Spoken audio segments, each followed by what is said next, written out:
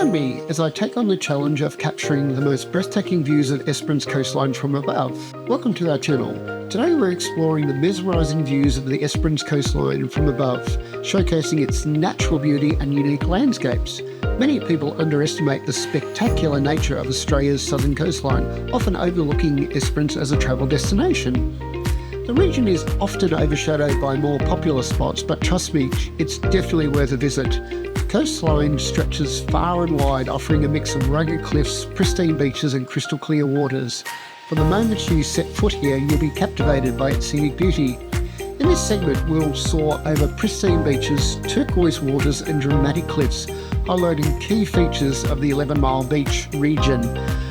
As we glide over the coastline, you'll get a glimpse of the untouched beauty that Esperance has to offer. The aerial views will leave you speechless, with vibrant colours and stunning landscapes unfolding beneath you.